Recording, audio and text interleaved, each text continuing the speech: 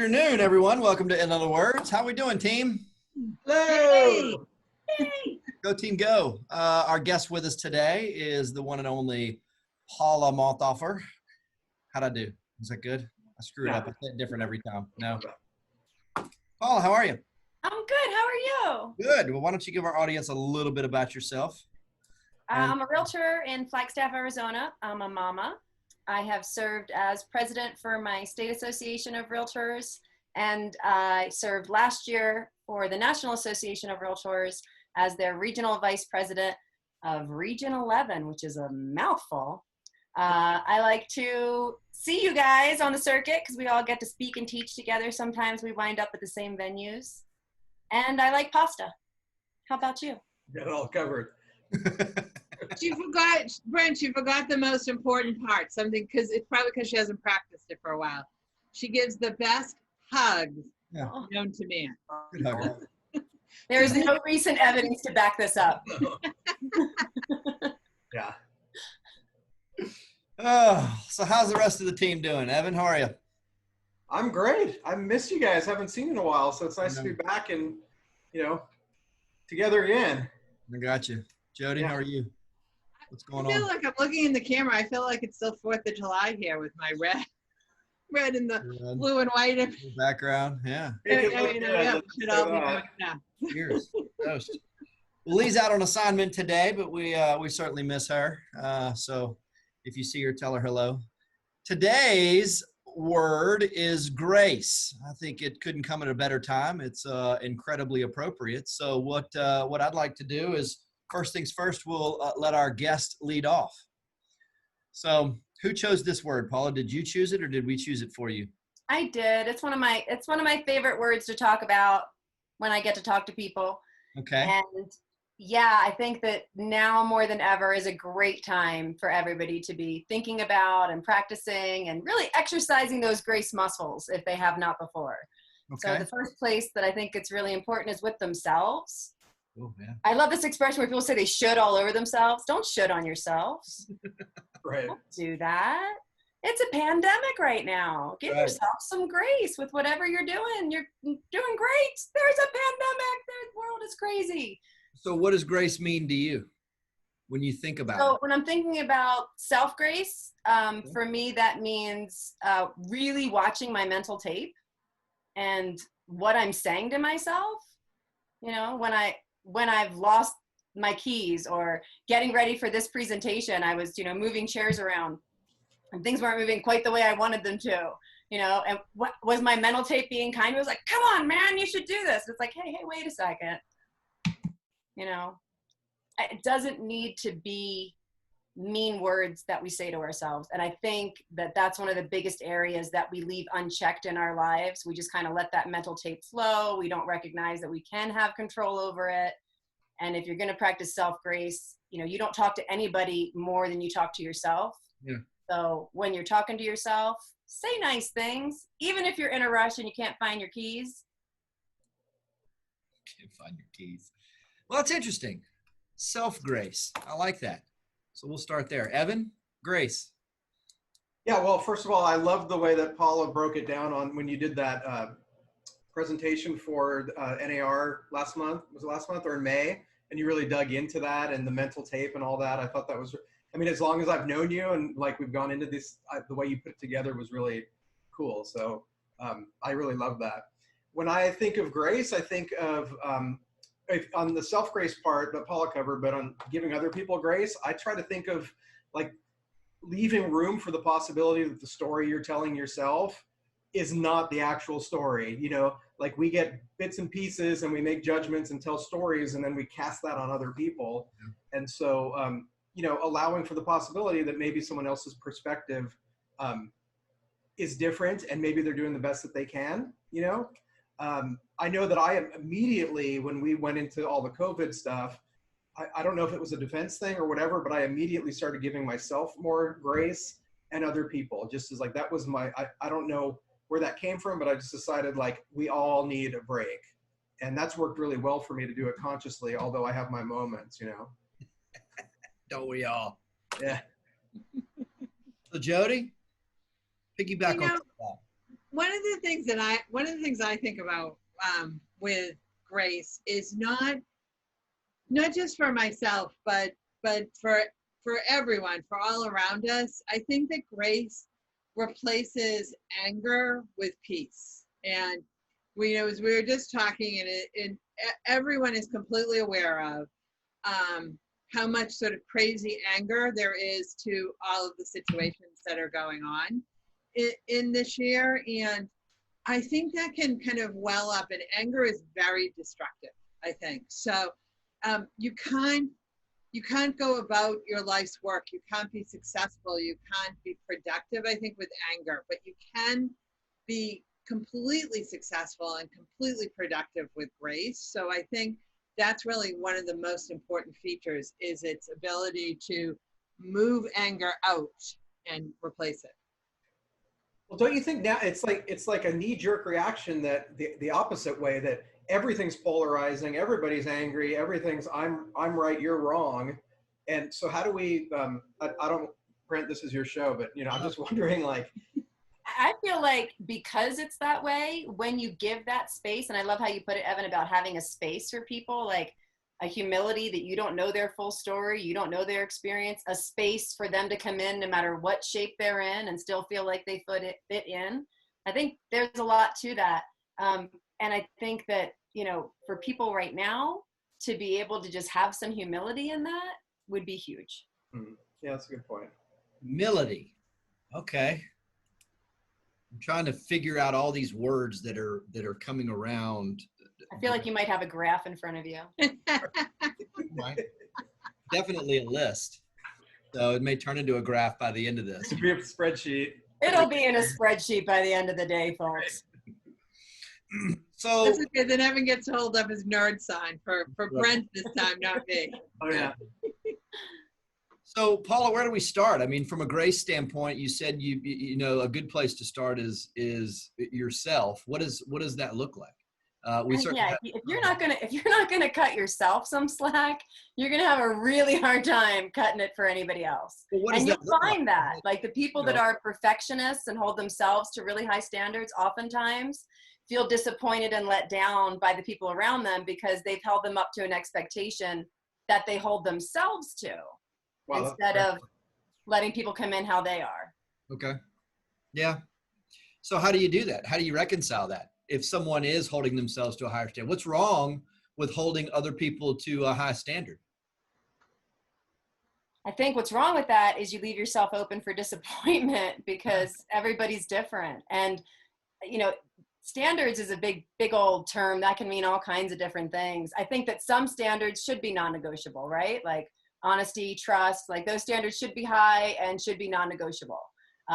Someone coming in with the printout exactly the way you wanted it to be, with the right fonts and everything that you expected, maybe your standards might be too high on there, that you would expect them to know what's in your brain. So I guess it depends on what standards you're talking about. Yeah. Well, look at it like in the real estate world, there's always two sides to the transaction, and everybody wants to do things their way. And this gets back to what I was saying about like telling yourself a story, like they didn't get me this, or they didn't do it this way because, and then it turns into like judgment and affects the relationship. And it may be because they're like, going from their job to pick up their daughter, to make dinner, to someone's in the hospital, all these things. And you haven't heard from them in 4 hours, and they're like, the worst person in the world. And it turns out they're going through all kinds of stuff, and you're just having a good run for a few hours. You know what I mean? Like, say, for example, you reached out to a friend in February and they didn't get back to you. That might be a great time to employ some grace and say, it's July, but, every week in 2020 has been 100 years. Yeah. Well, I know if you had called me in February, I would have called you back. Oh, I know. I don't have to apply as much grace to everyone. My screen's going blank all of a sudden. I'm not sure what's happening. It's almost as if this applied to Brent. I'm just going to sip from my Bob Brooks cup. Oh. Next Great. Though, Paula, what you said though is how you apply it to other people is like really true. It reminded me of this story that I was a brand new agent, and I put the taxes in incorrectly into MLS, and it sorry, it was quarterly instead of yearly. And if someone had just picked that out and said it was wrong, that would have driven me crazy. I would have gone like bonkers, like I did something wrong, etc. And instead, the agent just called and said, Jody, I showed your new listing. I just want to let you know that the taxes are wrong, and I think you probably put quarterly instead of yearly, and that could be. And she was grace epitomized in how she did that, which gave me the ability to have grace as well, to do something right. So she took it, that classic line in our code of ethics of reaching down and bringing someone up to the level is all about grace as well. I just got goosebumps because I'm that nerd. Put your nerd flag up for me. She referred to the code of ethics, bringing people up, and I'm like, woo, that's magical. But yeah, and I love what you said about how she handled that call, because I think that there's some key things for people that like want to employ grace but don't know how. One of the best things that we can do is normalize an occurrence for somebody. And the way that you do that is exactly what she did for you. Hey, I think this is what you did. You normalized something by getting on their side of the table and understanding how they looked at things. You can normalize something by talking about a time when you made a horrible mistake along those lines. The other day I was interviewing somebody, and they had just gotten done explaining how pronouns are important and to not misgender people, and how they prefer to be referred to as they. And as soon as they were done, I sheed all over her. I just, like she hadn't just gotten done saying, like they hadn't just gotten done saying that to me. And understanding that there's going to be lessons, and there's going to be new synapses, there's going to be new muscles that you're going to need to flex, and being gracious about that for yourself, instead of building up a wall like, that's not what I meant, and I don't mean anything bad by it, and giving yourself some space to move forward. But what she did in that moment what they did in that moment when I misgendered them, learning what they did for me was they shared a story of when they had misgendered someone at a pride festival. And they completely normalized it for me and shared that experience with me instead of pushing me on the other side. And what you're talking about is totally about grace. And I love the example that you gave with the broker reaching down and pulling you up. So is that what we're missing? I mean, in terms of, where we are in July of 2020, it almost seems like that's not the norm. It's the polarization. It's the sides, right? It's, I don't want to call it name calling, but it's, you're either for me or against me. How do we handle a little bit of that?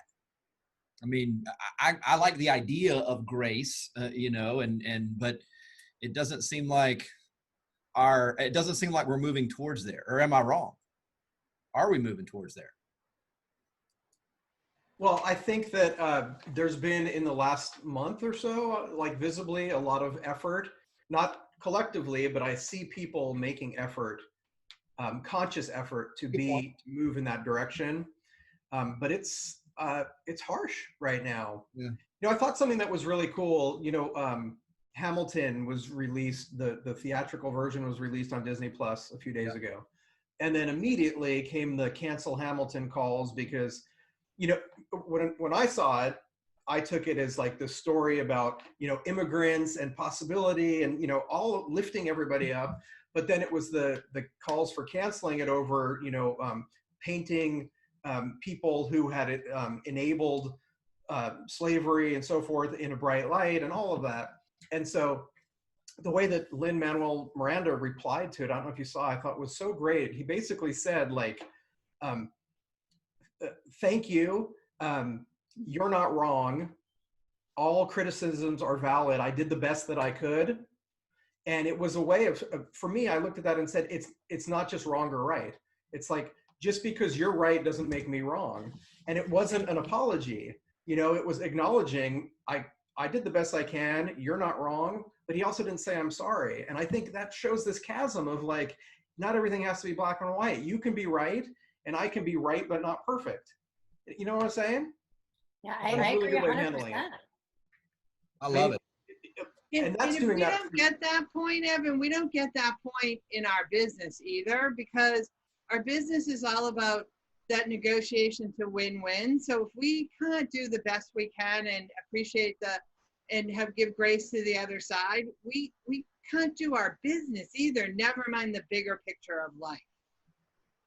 Yeah, I think that a big thing is just, remember that at any given moment, everybody's doing the best they can with what they have. And the truth is, most people don't have as much as we all have. Yeah. And that's true. Yeah. And just understanding that that person didn't cut you off in traffic because they didn't like your face. They cut you off in traffic because they saw a space for themselves and they took it, Well, and I don't think it makes you weak. You because you can allow someone else to be, I don't know, different or right or wrong or whatever it is, without a judgment or giving them the opportunity to, without turning that into we now hate each other. It doesn't make you weak for moving from your position or allowing that, And I think maybe there's a perception that it is, that if you're right and we don't agree, that makes me wrong and I can't lose that ground. You know what I mean? Like you can allow that. You can be graceful without being a pushover, without being weak, without being, it's not like you're not protecting your interests or your client's interests. No, and I love the example you gave with Lin-Manuel, because it's not about choosing a side. It's just about allowing a space for whatever is going to come in, right? Like he didn't say that they were wrong. He said, I did the best I could, and this is where I am. And I think that right now the haters have all the megaphones and they've stolen all the stages. And I don't think they represent all of us on either side. I don't care where your political affiliations lie. And I think that what we are hearing right now is so much noise. It's the ruckus, and the reasonable people on every side of all the issues are keeping quiet because there's too much noise, but not because we're that far apart. Yeah, I'd agree with that. I think there's something to be said for that, because that was sort of my next question is, what happens when the grace is not reciprocated, where we go, okay, I'm sorry, you're not wrong, but I'm not going to apologize. And you say it in a very well, and that's just not good enough. Like at what point, Yeah, there's going to be a lot that's not good enough for all kinds of people, for all kinds of reasons. And I think that at the end of the day, all you can do is keep your side of the street clean. Well, does that go back into like self grace? What did you call it? You called it something. Yeah. Well, I think it's that understanding that, there's only so much that you have control over is what I mean by keep your side of the street clean, right? Like if you've given a space for people, if you've taken their thoughts into consideration and they are still angry because you're not sharing their exact thoughts, which is I think the example that you're giving. Yeah. Then you've done what you can. And if they are angry with you for having a different opinion than theirs, although you've practiced grace the best you can, then I think you don't keep beating your head against a brick wall. Yeah. There's going to be some people that you're going to have that affinity with, and there's going to be some people that you don't, no matter what you do. That's really hard for me, by the way. I don't need everybody to like me. I need everybody to love me, just so you know. Yeah, but you know what, Paula, you said something, we were having a conversation on Related offline recently, and you said, I don't have to solve it.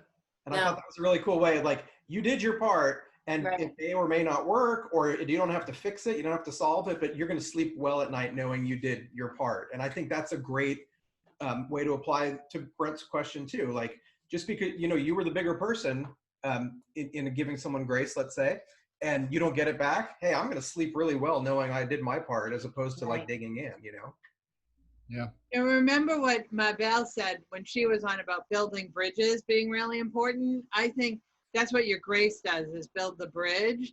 You can't then be the toll keeper on the bridge either. People either cross it, they get together, or they don't. But your grace, your grace, your power, that's what that did. And then that's the best you can do. I like that Interesting. analogy. Okay.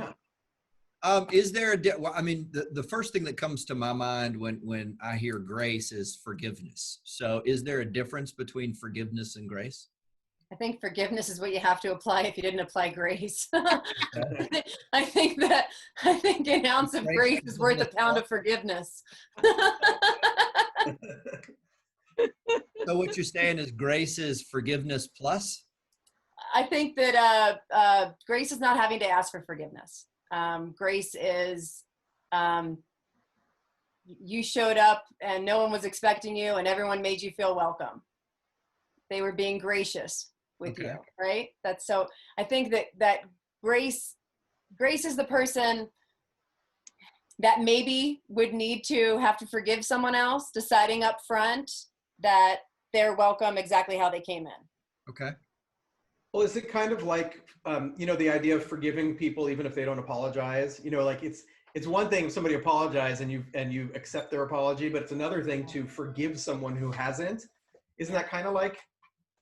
Yeah. Isn't grace kind of like that? I would say so. Yeah. I think the biggest part of grace, right, is, and we've said this a couple times, is giving a space for people to come in however they are. Yeah, sometimes they're going to come in really mean and prickly and not gracious and not respond to your grace. And you can have a space for them. And sometimes that space for them can be outside of your house. And they can have a space all to themselves. And they don't have to be wrong in their space, right? I don't need to be right. We don't need to put it into that dichotomy. But their space is clearly over there. Yeah. That's being great. That's giving yourself grace, making sure. There you go. There you go. Yeah. But again, it relates back to what we do, is because so many people at some point in time in a very stressful thing that we do, which is not just purchasing something. It's like literally picking up your life and moving it, the most fundamental aspect, your home. So people get prickly, they get angry, they get upset, they get in a totally different space than you thought you knew them in. So it's like, as I listen to that, I'm thinking we should all have a class on grace. We should all be making sure that like the first thing we talk about to every new agent coming in is that it's a true skill. I start every class off by talking about grace, because I feel like people can't learn if they're not going to give themselves space to make mistakes, And so it's one of the first things that I talk about in every class, just to get it out there that people are doing the best they can with what they have. They don't have as much as you, and understand that and apply that.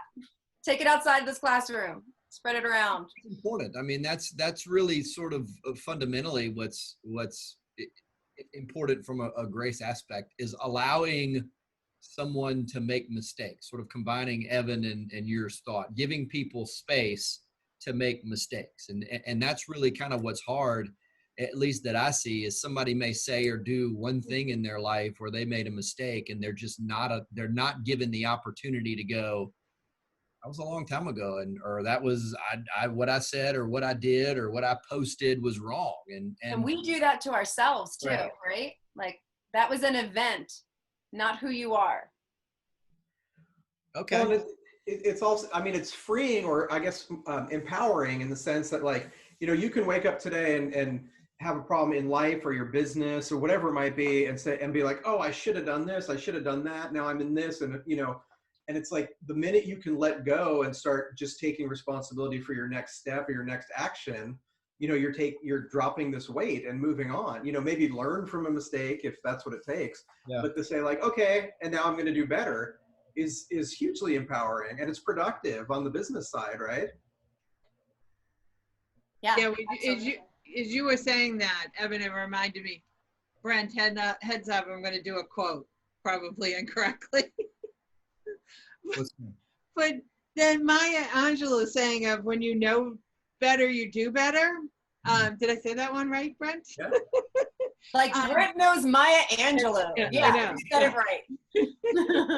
that is, that's just what you said, Evan. And that's like the true picture in some respects of grace, is not only yourself, giving yourself the grace to learn and do better, Right. but giving others the grace to learn and do better Oh, as yeah. well. That's a big one. Not expecting people to show up as they were during that event, right? Where they didn't act as well as they could have. Right. But expecting people to show up maybe as they've grown. Yeah. I like that. Okay. Okay. I think that there is a big key and a correlation between grace and learning. Yeah. And if you're going to build up a wall and deny yourself the ability to learn from a mistake that you've made because you're not going to give yourself any grace, then that's when we don't go forward. And I feel like we're seeing a lot of that right now across our country with all the learning that people are trying to do, and it's happening in fits and starts. I'll agree with that. It's scary, and I think that what you've said really applies. Like, you're sitting here saying, I want to change something. I want to treat people better. I want to do something, but I don't want to say the wrong thing or do it the wrong way or throw the wrong pronoun or whatever. And if in any conversation, two people get together and say, I'm going to mess up, but I'm trying, and I know you're doing the same, and we're going to, forgive each other. Wow, that's way more powerful than most of the debate we have going on now, which is, you can say whatever you want. I am not even listening. I've already decided you're wrong because I know that I'm right, Yeah, no, and I've always found, whether it's when I've traveled abroad and I only know like 5 words, because you should always know how to say hello, goodbye, please, thank you, and I'm sorry, wherever you travel. But and I just say, mi español es mal, my Spanish is bad, and just kind of put it out there right away. But I'm trying, or wherever I am, instantly, so much more is opened up and offered to me because I've done exactly what you said, Evan, which is just, hey, let me be real with these expectations for you, because this is where I am right now. And this is where I want to get to, but this is where I am. Right. I love it. But I think your grace, Paula, is in giving that to them, you gave them an attempt at learning their language, not an expectation that they should speak yours. And that's a huge sign of grace, I think, that gets rewarded. That's a big thing with travelers. Well, they'll just keep talking to you in their language, louder and slower. Or just get louder, right? Yeah, louder. It's clearly the problem is volume, I get hand motiony. I'm like, that's going to do something. Oh no, hand motions have saved me many times. I will pantomime my way to a meal. There you go. That's good. All right, so let's wrap up. Let's go through some action items. Jody, I'm going to start with you. From a grace perspective, give us one thing that we can take today and sort of apply either in our business or in our life as it relates to grace. So I'm still on my 100-day challenge. Keep going. Yeah, I keep going, and I had a conversation this afternoon with someone who I had not talked to in a very long time, never mind during this pandemic. And one of the things she was sharing with me is she's very family oriented, but because she's older and had a compromised immune, she was by herself. Her husband passed away a few years ago. And so it made me think that there's still people you have not had the grace to reach out to that could really love to hear from you. Mm-hmm. So add that. Jody, I don't know what your 100-day challenge is. Would you share that with me? Because I don't know. Yeah, so Ji Jang, who wrote the book 100 Days of Rejection, has started this 100 days of a challenge of doing something that you're scared to do, that you don't want to do, but that's important, and that 100 days develops that into a habit. And he's actually used it in the real estate world as well. So he's used it with agents out in Taro, out in San Francisco. So 100 days of doing something, one thing that you don't want to do, that you're a little bit scared to do, that you don't. And a lot of people prospecting or contacting their sphere of influence or recruiting for my broker people is definitely one of the things they don't want to do. So put grace into it and just think, I'm going to reach out and say, how are you? Yeah. How are you doing? I love that. Thank you. Evan? Jody, I watched his TED Talk after you recommended it a few weeks ago, and I know, Paula, you're into TED Talks. You should definitely check it out. It's really funny about how he started rejection just by like going up and asking people for money, and how quickly he got used to rejection and actually like grew from it. So I can't spell it for you, but definitely check it out. Okay, so I'm gonna say, because this is like, for me, something I consciously have to work on continually, is to slow down and not react, So I would say, consider that, the outcome is a combination of what happens and how you react to it. So insert a space, a breath, a count to 5, something in your brain that you're doing to pause before you react, so that you have the opportunity to have a cooler head and have a positive effect on the outcome. And I think in that space is plenty of room to give yourself and other people grace, and you can put it right there. Wow, that's awesome. All right, Paula, we're going to let our guest wrap us up. So it's your word. You have the floor. Take us home. Well, I would really love to see everyone being a lot nicer and gentler to themselves, and really you don't listen to anyone more than you listen to yourself. So check your mental tapes, and then go ahead and spread it around right now. Understand that if someone's thinking something that seems entirely different than you, seems like a great person to talk to instead of someone to run away from. When you take the time to genuinely engage other people and give them a space to be whoever they are, you're going to find that you have way more in common than you do in difference. And if we can give that grace to give that space for people, then we'll all just keep moving forward. Great words to live by. Thanks for coming in. I appreciate it. Well, Brent, some some people may not know that Paula. Can you just give a quick shout out to your Just Us conversations? Yeah, please do. Because you're doing exactly what you just described in those conversations. So, because I really know that when people talk to someone, they get to know them and the walls come down and they see that something they didn't see before, is we've started doing one-on-one conversations. I call it Just Us Conversations, if you want to find it on Facebook. And we're talking to everybody, people that are immigrants, people that have interracial families, people that are political leaders, people that are Black leaders, members of the LGBTQIA2, I'm learning, community.